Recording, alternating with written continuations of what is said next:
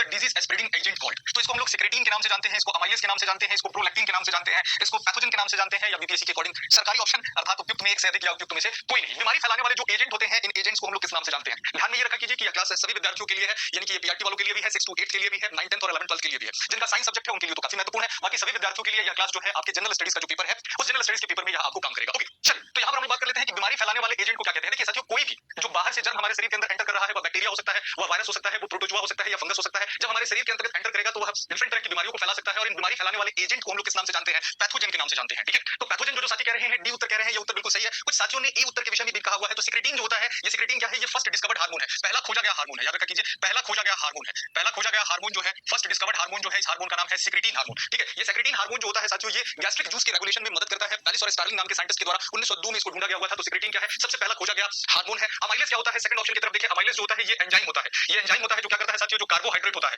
जो कार्बोहाइड्रेट आपके भोजन के अंतर्गत होता है, इस कार्बोहाइड्रेट को कन्वर्ट करता है किसके अंतर्गत? कार्बोहाइड्रेट को सिंपल शुगर में कन्वर्ट करता है, सिंपल शुगर में कन्वर्ट करता है, सामान्य शर्करा में कन्वर्ट करता है। तो अमाइलेज जो है ये क्या हो जाता है? एक एंजाइम हो जाता है साथियों। प्रोलैक्टिन के ऊपर हम लोग बात करें तो अगेन प्रोलैक्टिन जो है यह भी एक हार्मोन है जो क्या करता है? जो दूध का उत्पादन करता है, मिल्क प्रोडक्शन में मदद करता है। तो मिल्क सेक्रेटिंग हार्मोन है। ये कैसा है? ये मिल्क प्रोडक्शन में मदद करता है साथियों। प्रोलैक्टिन जो है, या इसको लैक्टोजेनिक हार्मोन के नाम से भी जानते हैं, ये मिल्क प्रोडक्शन में मदद करता है। यानी सीधा सा उत्तर है कि डी ऑप्शन जो है हमारे पास बिल्कुल सही है। इसको हम लोग क्या कहते हैं? इसको हम लोग बोलते हैं पैथोजन बोलते हैं। ये पैथोजन क्या हो सकते हैं? ये पैथोजन कोई बैक्टीरिया हो सकता है साथियों, कोई वायरस हो सकता है, कोई प्रोटोजोआ हो सकता है, ठीक है, इस तरीके के, या कोई फंगस हो सकता है। चलिए अगले सवाल की तरफ चलते हैं, फटाफट तेजी से हम लोग प्रश्नों को लेंगे। अगला प्रश्न ये है कि प्रतिजैविक किसके उपचार में प्रभावी है? ठीक है, antibiotics are effective in the treatment of, किसके ट्रीटमेंट में है? इन्फ्लुएंजा के, हेपेटाइटिस के, डेंगू बुखार के, हैजा के, या उपयुक्त में से एक से अधिक, उपयुक्त में से कोई नहीं। फटाफट बताइए कि जो एंटीबायोटिक मेडिसिन होती हैं, इन एंटीबायोटिक मेडिसिन का साथियों इनमें से ध्यान में ये रखा कीजिए कि यहाँ पर किसके उपचार में जो होते हैं ये प्रभावी होते हैं। सबसे पहले तो इनका नाम ध्यान में रखा कीजिए, इनका नाम है प्रतिजैविक, एंटीबायोटिक। जैविक का मतलब क्या होता है साथियों? जैविक जो होता है, जैविक का मतलब होता है जीवित। क्या होता है? जीवित। बायोटिक, बायोटिक का मतलब क्या होता है? बायोटिक का मतलब होता है, हमेशा ध्यान में रखा कीजिए कि प्रतिजैविक दवाओं का असर उन्हीं माइक्रो ऑर्गेनिज्म के ऊपर होगा जो माइक्रो ऑर्गेनिज्म किस अवस्था में होंगे? जीवित अवस्था में होंगे। जो सूक्ष्म जीव की हम बात कर रहे हैं, ऐसे माइक्रो ऑर्गेनिज्म की बात कर रहे हैं जो माइक्रो ऑर्गेनिज्म किस अवस्था में है? जीवित अवस्था में है। तो अपने दिमाग में इस बात को आप सभी के सभी व्यक्ति, आप सभी के सभी विद्यार्थी डाल लीजिए साथियों कि प्रतिजैविक दवाओं का उपयोग जब कभी भी हमसे पूछेगा तो प्रतिजैविक दवाओं का उपयोग हम लोग किसमें करेंगे? जीवाणु से होने वाली बीमारियों में। किसमें? जीवाणु से होने वाली बीमारियों में, जो डिजीज बैक्टीरिया से होती है उनमें हम लोग प्रतिजैविक दवाओं का उपयोग करते हैं। विषाणु से होने वाली बीमारियों में प्रतिजैविक दवाओं का उपयोग नहीं किया जाता है। इसलिए नहीं किया जाता है कि विषाणु जो होते हैं इनका अपना कोई सेल्युलर स्ट्रक्चर नहीं होता है। ये आपके शरीर के अंतर्गत जाकर साथियों लंबे समय तक कैसे रह सकते हैं? निष्क्रिय अवस्था में रह सकते हैं। अब निष्क्रिय अवस्था में रहेंगे,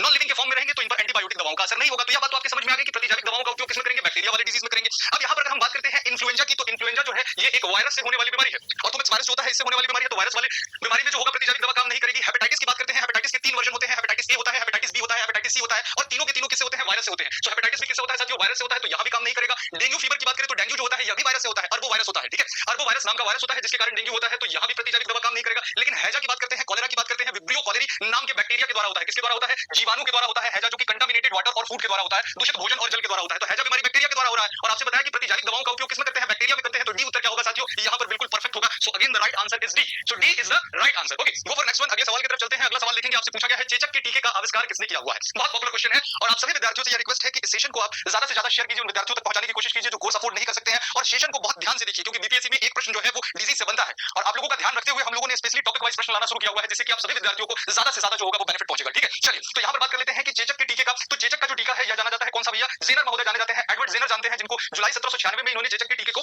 दिया हुआ था। तो किसको जाना जाता है साथियों? एडवर्ड जेनर को जाना जाता है। एडवर्ड जेनर जो है वो चेचक के टीके के आविष्कार के लिए या खोज के लिए जाने जाते हैं। अब यहाँ पर देखिए रोनाल्ड रॉस है, रोनाल्ड रॉस साहब का किसके लिए जाना जाता है? तो ट्रांसमिशन ऑफ मलेरिया, ठीक है, मॉस्किटो ट्रांसमिशन ऑफ मलेरिया, किस तरीके से मलेरिया बीमारी मॉस्किटो ट्रांसमिशन से होती है, इस कार्य के लिए रोनाल्ड रॉस को जाना जाता है। तो रोनाल्ड रॉस जो है ये किसके लिए जाने जाते हैं? ये mosquito transmission of malaria, transmission of malaria में इनका कार्य है। मिशन ऑफ मलेरिया में किसका कार्य है साथियों? ये कार्य है आपके पास रोनाल्ड रॉस का। रॉबर्ट कोच की बात करेंगे, रॉबर्ट कोच महोदय जो है ये डिस्कवरी ऑफ ट्यूबरकुलोसिस बैक्टीरिया के लिए जाने जाते हैं। रॉबर्ट कोच जो है ये किसके लिए जाने जाते हैं साथियों? रॉबर्ट कोच जाने जाते हैं discovery of tuberculosis bacteria, tuberculosis bacteria जो टीबी का बैक्टीरिया होता है, इसके खोज के लिए जाने जाते हैं। कौन से भैया? Robert Koch. एडवर्ड जेनर चेचक के टीके के लिए हो गए। अलेक्जेंडर फ्लेमिंग, तो आप सबको याद होगा कि प्रथम प्रतिजैविक दवा जो बनाई गई हुई थी जिसका नाम क्या है? पेनिसिलिन। तो एडवर्ड जेनर को किसकी खोज के लिए जाना जाता है साथियों? आप सबको पता है कि इनको हम लोग पेनिसिलिन जो है प्रथम प्रतिजैविक दवा है, पेनिसिलिन की खोज के लिए जाना जाता है, जो कि फर्स्ट आपके पास एंटीबायोटिक मेडिसिन है, प्रथम प्रतिजैविक दवा है। ठीक है, प्रतिजैविक दवा है, तो इसके लिए हम लोग किसको जानते हैं? अलेक्जेंडर फ्लेमिंग को जानते हैं। ठीक है, खास करके देखिए उत्तर देना बहुत अच्छी बात है, लेकिन जो बाकी सारे विकल्प के विषय में मैं आपको बताता हूं उस पर भी आपका ध्यान आकृष्ट होना चाहिए, क्योंकि कई बार इन विकल्पों से भी क्या किया जा सकता है? प्रश्न को उठाकर पूछा जा सकता है साथियों। तो उत्तर आपने दे दिया कि सर सी उत्तर है एडवर्ड जेनर, बहुत अच्छी बात है, लेकिन बाकी जो विकल्पों में दिए गए हुए हैं उस पर भी आपका पूर्ण रूप से ध्यान रहना चाहिए साथियों, वहां से भी प्रश्न को बना लिया जाएगा। ओके,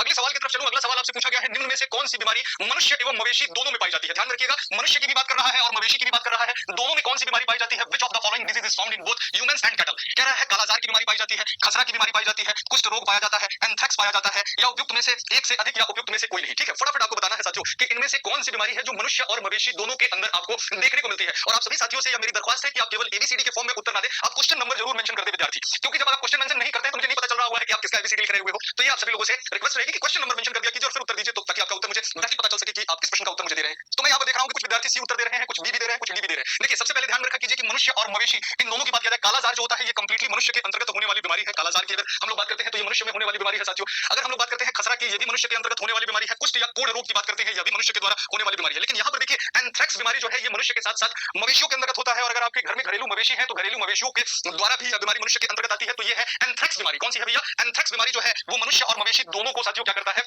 प्रभावित करता है। और यह जो बीमारी है एंथ्रेक्स बीमारी, यह एक ग्राम पॉजिटिव बैक्टीरिया के द्वारा होता है। क्या होता है भैया? ग्राम पॉजिटिव बैक्टीरिया होता है। किस तरीके का? रॉड शेप का होता है। ठीक है, रॉड शेप, ध्यान में रखा कीजिए, छड़ आकार का rod shape gram positive bacteria होता है। जो कि बैक्टीरिया मुख्य रूप से कहां पर आपको देखने को मिलता है? ये सॉइल के अंदर देखने को मिलता है, मिट्टी के अंदर देखने को मिलता है। और इस बैक्टीरिया का नाम के विषय में बात करेंगे तो बेसिलस एंथ्रियसिस नाम है इसका। क्या नाम है साथियों? इसका नाम है बेसिलस एंथ्रियसिस। ठीक है, बेसिलस एंथ्रियसिस नाम का यह क्या हो जाता है? बैक्टीरिया होता है साथियों, जिससे कि एंथ्रेक्स रोग होता है। और यह एंथ्रेक्स रोग मनुष्य और मवेशी दोनों में होता है। खास करके घरेलू मवेशियों को हम लोग रखते हैं तो उनको हम टच करते हैं तो उनके त्वचा के द्वारा, या भेड़ वगैरह पालन किए हो तो उनके ऊन के द्वारा जो होगा यह बीमारी आपको देखने को मिलेगी। इस बीमारी के लक्षण में बात कीजिएगा तो पेन इन चेस्ट देखने को मिलता है, छाती में दर्द देखने को मिलता है। जो पेशियां होती है उन पेशियों के अंतर्गत साथियों दर्द आपको देखने को मिलता है। ठीक है, और क्या हो जाता है? त्वचा पर फोड़े बनने शुरू हो जाते हैं। साथ ही साथ क्या हो जाता है? आपके पास बुखार होना शुरू हो जाता है, खांसी आनी शुरू हो जाती है। तो ये सारे के सारे लक्षण जो होते हैं ये एंथ्रेक्स बीमारी के अंतर्गत होता है। हाँ, मवेशी मतलब जानवर मेरे भाई, कैटल यहाँ लिखा हुआ है ना, एनिमल, तो घरेलू जो जानवर होंगे उनके द्वारा फैलता है। ठीक है, तो चौथा उत्तर जो है ये बिल्कुल सही है। ठीक है, चलिए अगले क्लास की तरफ बढ़ते हैं, अगले क्वेश्चन की तरफ बढ़ते हैं। अगला क्वेश्चन क्या है? यहाँ पर कुछ आपके पास क्या क्या हुआ है?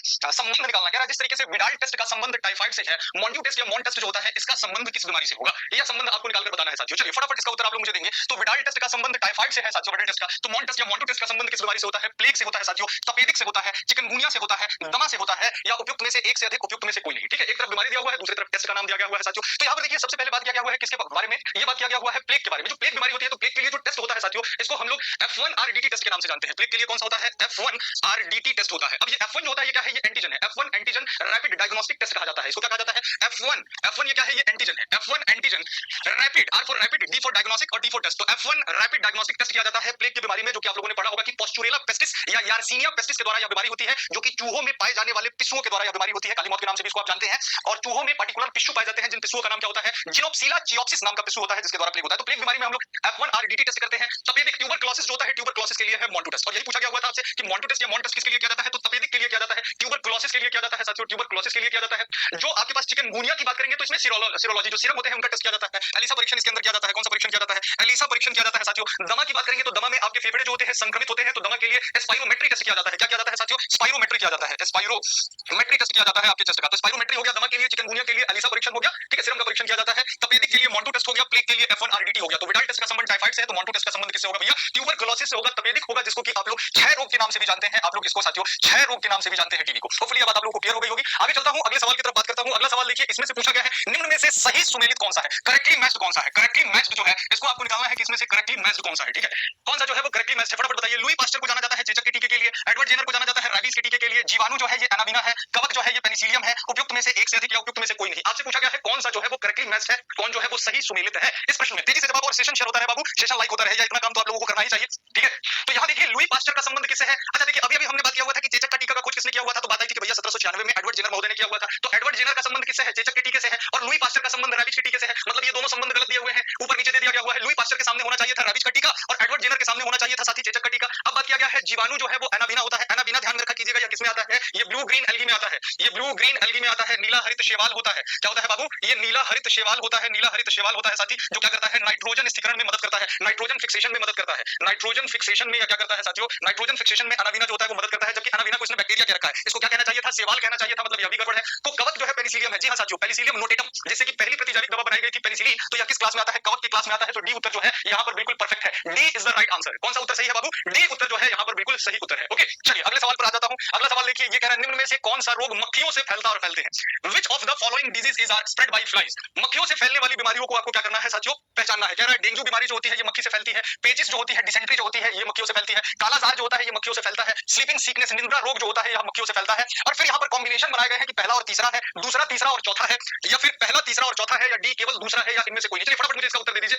फटाफट मुझे इसका उत्तर दे दीजिए साथियों। अब यहाँ पर देखिए डेंगू जो होता है, इसने पूछा गया है मक्खियों से पूछा है। डेंगू आप सबको पता है कि यह मच्छर के काटने से होता है, आप लोगों ने पढ़ा हुआ है। है एडीज, फीमेल एडीज मॉस्किटो जो होती है, इसके काटने से डेंगू होता है, तो ये तो होगा नहीं बाबू। पेचिस जो होता है ये एक प्रोटोजोआ का रोग है जो कि एंड अमीबा हिस्टोलिटिका के नाम से जाना जाता है। इस प्रोटोजोआ का नाम क्या है? एंड अमीबा हिस्टोलिटिका नाम का प्रोटोजोआ है जिससे कि पेचिस होता है साथियों। ये दूषित भोजन तथा जल के द्वारा होता है और ये जो पेचिस होता है इसको फैलाता कौन है? तो इसको फैलाती है घरेलू मक्खी, जो हाउस फ्लाई होती है वह फैलाती है। तो घरेलू मक्खी के द्वारा यह फैलता है, मतलब यह मामला ठीक है। अब आते हैं कालाजार। कालाजार जो होता है ये लिस्मेनिया डोनोवेनी नाम का प्रोटोजोआ होता है जिसके द्वारा यह बीमारी होती है और इसको फैलाने का काम जो किया जाता है ये सैंड फ्लाई मक्खी के द्वारा किया जाता है। किसके द्वारा किया जाता है? सैंड फ्लाई, जिसको सिक्का मक्खी भी लिख दिया जाता है, जिसको कई जगहों पर बालू या रेत मक्खी भी लिख दिया जाता है, सैंड फ्लाई बोला जाता है। तो देखो ये भी मक्खी के द्वारा हो गया, सैंड फ्लाई हो गई है ना भैया, सैंड फ्लाई हो गई। निंद्रा रोग जो हो गया, स्लीपिंग सिकनेस जो हो गया साथियों, ये स्लीपिंग सिकनेस आप लोगों ने पढ़ा हुआ होगा, ये भी एक प्रोटोजोआ से फैलता है जिसका नाम ट्रिपनसोमा ब्रूसी होता है और ये सीसी मक्खी जो होती है जिसको आप लोग